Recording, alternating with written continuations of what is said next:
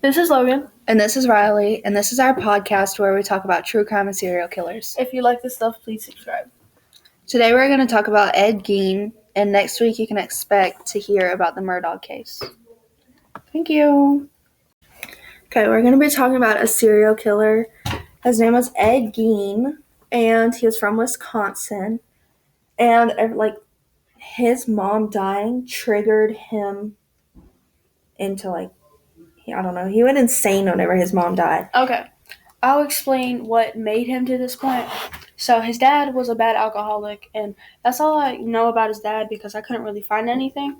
And his mom was a really bad alcoholic too, but she was insane. Like, she was crazy because she had a terrible childhood too, which made her be like that.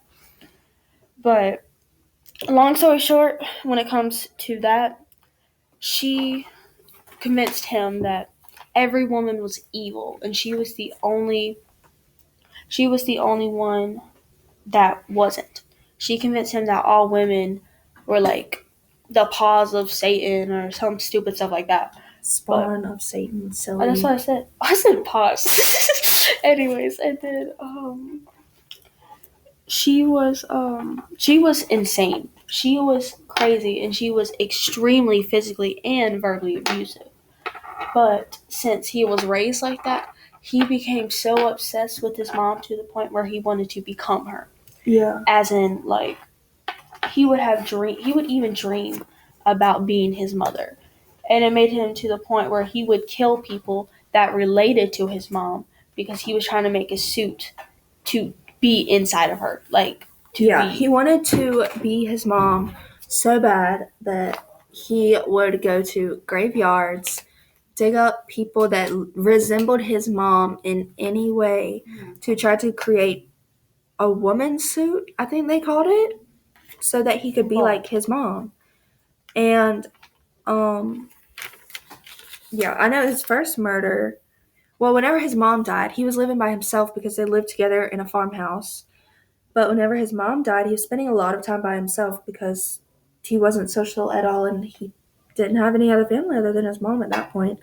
He spent his free time, by learning about Nazi medical experiments, studying human anatomy, and he started reading horror novels, which I guess just fed into the craziness. But he was very closed off to women in general, so he never tried to date, but also I guess his mom had him believing that women were evil. But except for her, of course. Yeah. Nobody remembered him or thought about him until a lady went missing in 1957. Her name was Bernice Warden. She was 58 years old, and she owned a local hardware store. And her last customer was Ed, of course. But people knew that it was Ed because he was her last customer, and she just left behind bloodstains, and that was it. So it got reported, the police were called, and the police went to Ed's house to investigate, and they saw a bunch of horrifying things. They found Bernice in the kitchen, Trigger warning. decapitated and hung by her ankles. They also, whenever they were looking around the house, they found countless bones, skulls impaled on bedposts, and kitchen utensils made from skulls. I cannot imagine how bad his house smells. Yeah. Like, I can't even handle my cat sometimes. He smells bad, but oof. I would be scarred for forever. But on top of that, they even found chairs that were upholstered in human skin, a trash can made of skin, leggings made from leg skin, and masks made from human faces. I would not recommend looking any of this up because it scarred me for life. And especially if you're young. Don't do it. Yeah. The police also found more things, which is insane. But a pair of lips being used as a window shade drawstring, and a corset made from a female torso, and a lampshade made from a human face. Yeah. And they also found a bunch of dismembered body parts. They found fingernails, 4 noses and the remains of a lady named Mary Hogan, who went missing in 1954. But Ed claimed that he collected most of the remains, most of the body parts in there were collected from 3 local graveyards that he started to visit a couple years after his mom died, which just shows that his mom made him crazy. Like, girl, do better. For real. Yeah, he went into the graveyard to find bodies that he thought looked like his mom. He also said he wanted to create a woman's suit so that he could become his mother. He got a nickname, and it was the Butcher of Plainfield. And after all of that evidence was found in his house, he wasn't even found guilty. He was found not guilty by reasons of insanity in 1957, and they sent him to a mental hospital. And he was diagnosed with schizophrenia, which I guess makes sense because he's crazy. Then one day his farmhouse just burned to the ground. So that was weird. I feel like he definitely had something to do with that if he got out of the... Definitely. I don't know. Was he? He was still in the mental hospital whenever it burned down, I think. I don't know that, but the main thing that he did that grossed a lot of people out, trigger warning, 8 months after his mom died, he grew beyond depressed because it's his mom and the way he was raised. And he decided he was going to dig her up and then take her skin and make a suit out of it. Yeah. That's what he tried to do with his last victims, but I'm not even going to get the details because I'm going to throw up. No. Yeah, it was so gross. Again, do not look this up because you will not be have to. They're going to look it up because you're saying not to, so they're going to do it.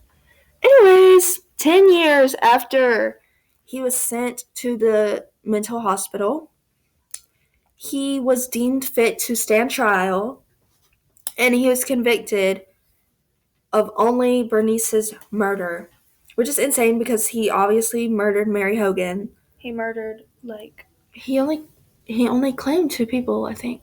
But there was body parts of a ton of people found in there because he dug so many bodies up from the graveyard. All I know, his mom screwed him over and he was absolutely insane.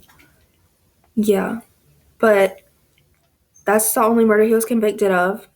And he wasn't tried for Mary Hogan's murder because the state saw it as a waste of money, which is insane to me because, I mean, come on. He killed her. It's crazy.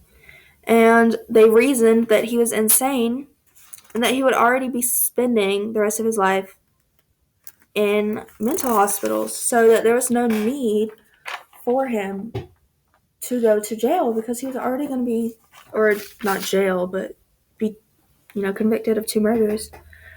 But nobody knows how many people he actually killed because back then, this was forever ago, kinda. And this probably isn't even half of the stuff he's done. Yeah, there's a lot more, but we had to keep it short because we can't talk about it for very long. And we can't talk about a lot of this stuff because it's a school podcast. But he died in 1984 at the age of 77. But he only admitted to killing Bernice and Mary, but he wasn't even tried for Mary, even though he killed her, obviously, because he admitted to it. But the other bodies that were found in his house, which could have been as many as 40, he claimed he robbed them from graves, which that could be a lie. But it also couldn't at the same time because he was digging up a bunch of graves at the time to try to recreate his mom. But, I mean, he was crazy. It was crazy. He was crazy. His mom was crazy. Long story short, his mom was crazy, which she made him crazy, and then he did a lot of bad stuff. Yeah. And then barely got charged for it. Yeah. Which makes absolutely no sense. Exactly. But he inspired several movies, sadly. But some of the movies were The Texas Chainsaw Massacre, The Silence of the Lambs, a movie called Psycho, and then there were a few others that I just didn't write down. But yeah, that's about it on the Ed. Thank you for listening.